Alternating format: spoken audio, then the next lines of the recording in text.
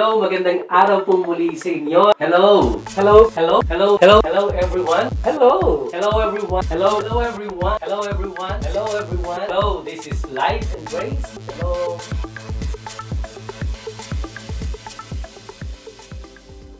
Magandang araw po sa inyong lahat. Ito po si Baljamin at ito po ang Life and Grace.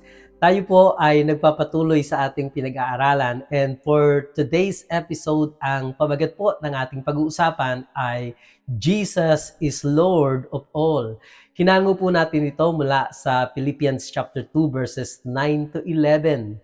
At itinutuloy po natin ang pagsa ng humility na sinasabi po ni Apostol Pablo sa mga taga-Pilipos. At naniniwala po ako na ang paksang ito ay angkop din para sa ating mga believers ni Kristo sa kapanahon ng ngayon. Alam niyo po, ay pinapakita ni Pablo ang isang magandang halimbawa ng tunay ng pagpapakumbaba. At ito po ay ang buhay ng ating Panginoong Hesus.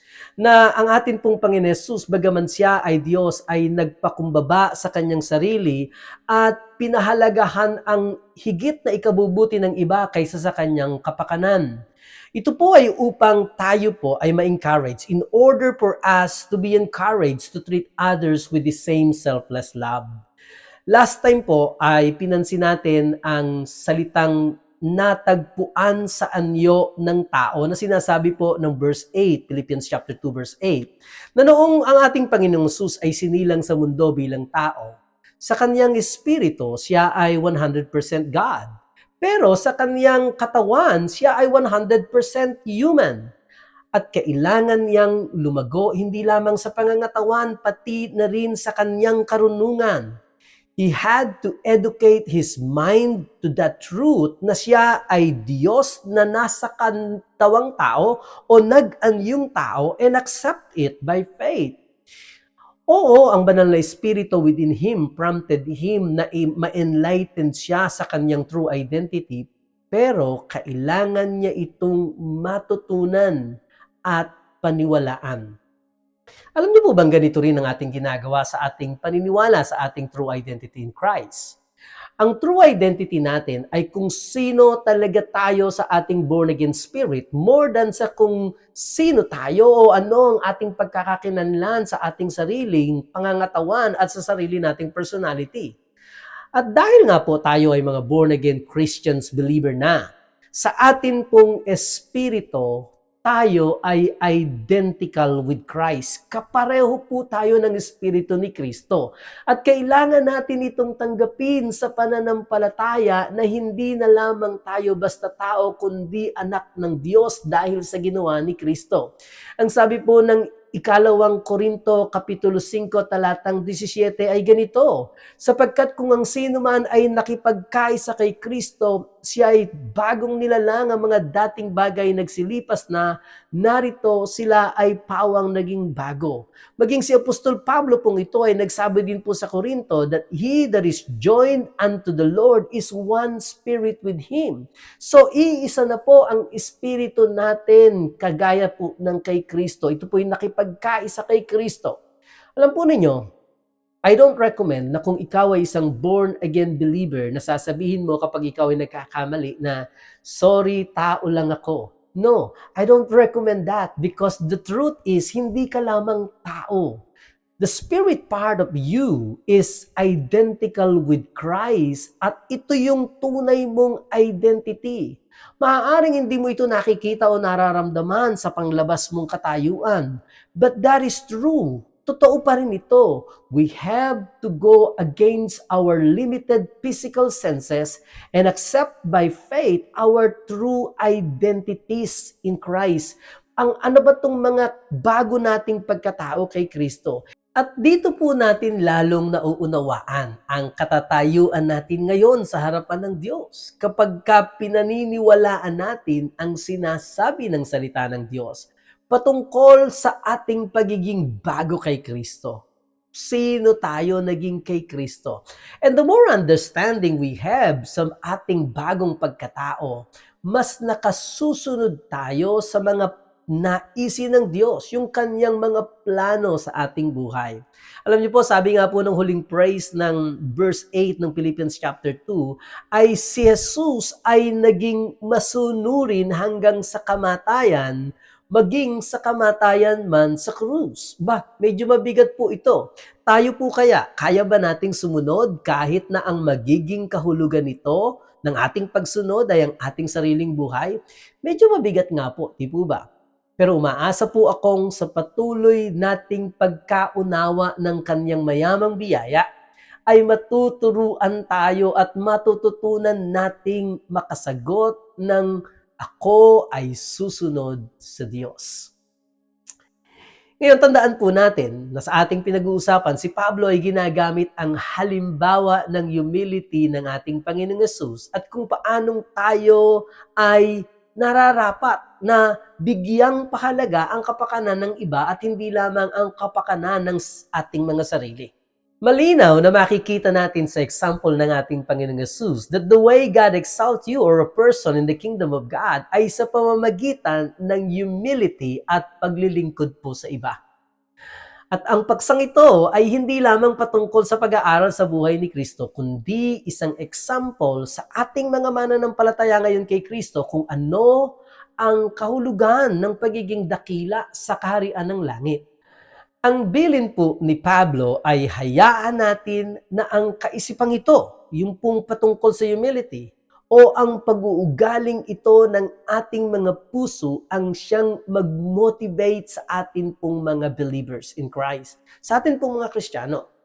Kaya po, ituloy po natin ang pinag-uusapan natin at ang resulta ng pagiging obedient ni Jesus sa kanyang Ama. Ito po ang sabi ng Pilipos Kapitulo 2, talatang 9.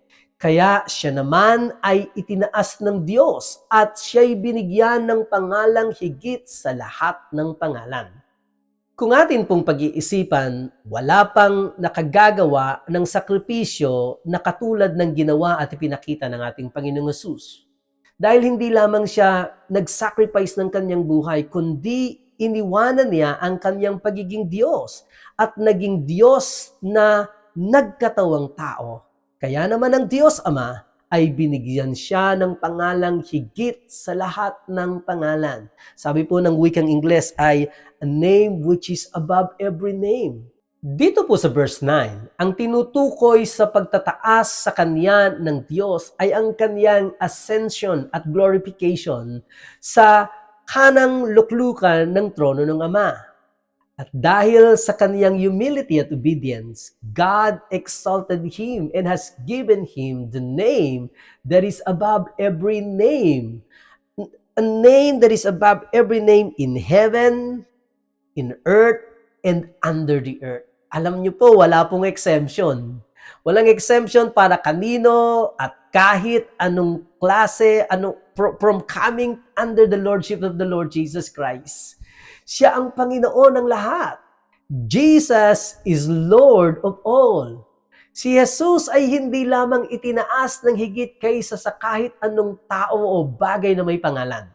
Itinaas yan ng higit pa sa kahit anong bagay na pwedeng magkaroon ng pangalan.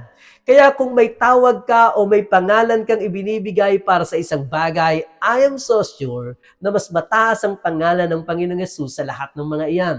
Ito man ay isang sakit o kahirapan o poverty o depression or anger, ang lahat ng mga iyan has to bow its knee to the Lordship of Jesus Christ. Kung mayroong tawag sa nararanasan mong sakit at karamdaman, anuman ang tawag ng science dyan, scientific name, o anuman ang ipinangalan ng doktor sa kondisyon mong iyan, kahit na nga iyan ay cancer, lahat ng iyan ay luluhod sa pangalan ng Panginoong Hesus. Praise God! Jesus is Lord of all. Sundan po natin ang sinasabi ni Pablo, Filipos Kapitulo 2, talatang 10. Ito po ang sabi niya, upang sa pangalan ni Jesus ay iluhod ang lahat ng tuhod na nangasa langit at nangasa ibabaw ng lupa at nangasa ilalim ng lupa. Wow! Ito po yung sinasabi natin kanina, wala pong exempted. Lahat po ay luluhod. Ang sabi po ng today's English version ng Biblia ay ganito, "And so in honor of the name of Jesus, all beings in heaven, on earth, and in the world below will fall on their knees." Lahat ng tuhod ng mga taong nabubuhay dito sa lupa, lahat ng tuhod ng mga anghel at ng mga godly dead sa langit, at lahat ng tuhod ng mga demons that God has committed to hell, lahat sila ay luluhod at magsasabi ni Jesus ay Panginoon.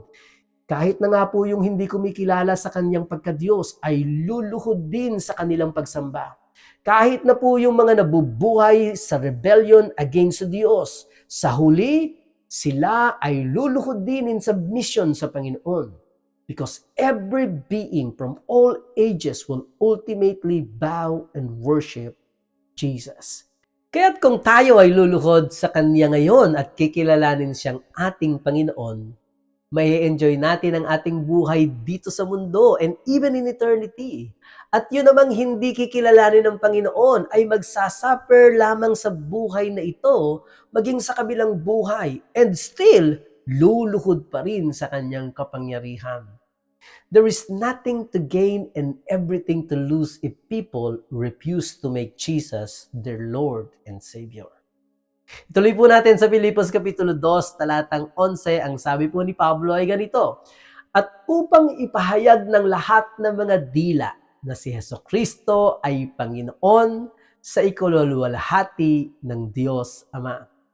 Dahil nga po, binigyan siya ng pangalang higit sa lahat ng pangalan.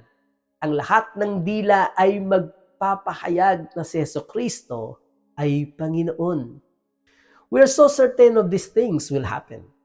We either voluntarily confess Jesus as Lord in this life and receive all the benefits of salvation, o kaya naman ay i-confess pa rin natin si Jesus na Panginoon when we stand before Him and be committed to eternal judgment. But everyone will confess the Lordship of Jesus Christ.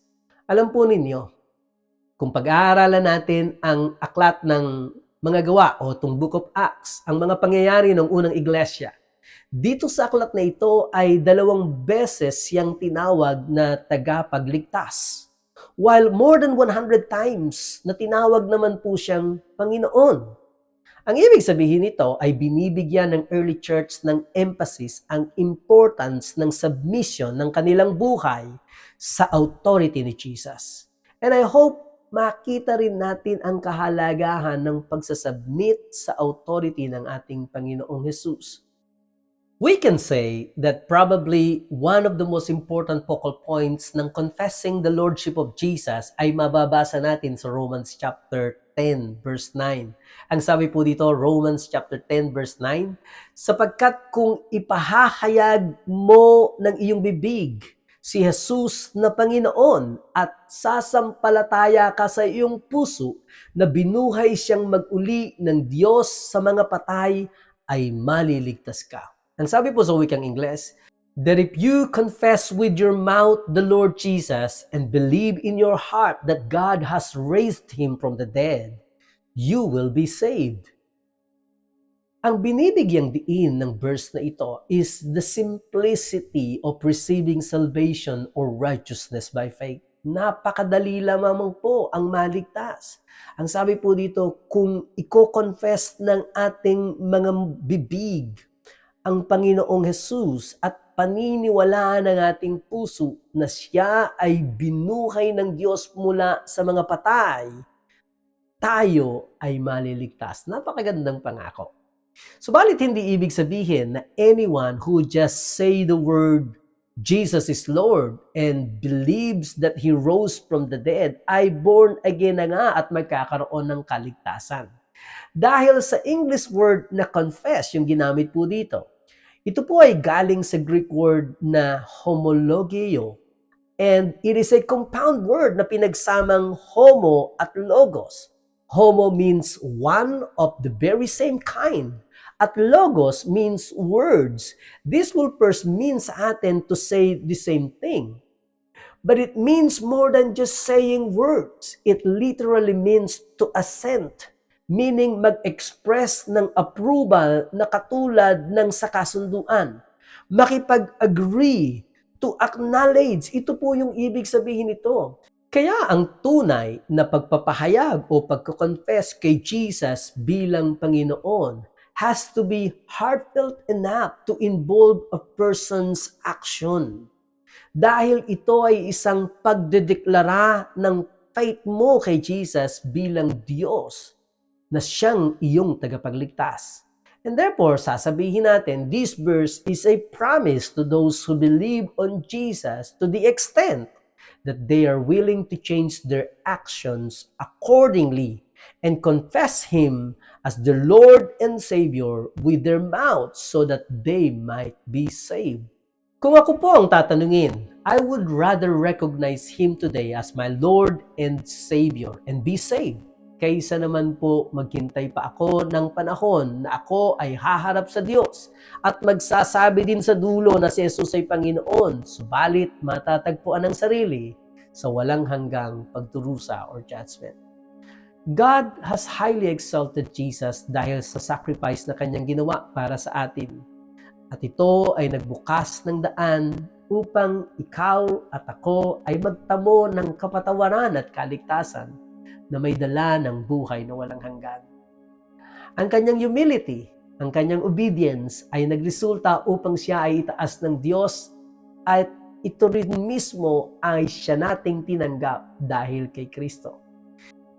Ganito ka kamahal ng Diyos at ang lahat ay kaya niyang ibigay dahil kay Jesus na iyong tinanggap. Iwanan ko po kayo sa isang verse na ito na matagpuan sa Romans chapter 8 verse 32. Ito po ay one of our memory verse sa amin pong grupo dito po sa Australia. Ang sabi po ng Romans chapter 8 verse 32, He who did not spare His own Son, but delivered Him up for us all, how shall He not with Him also freely give us all things? Pagbulay-bulayan po natin ito. Hanggang sa muli, ito po si Baljamin. Shalom!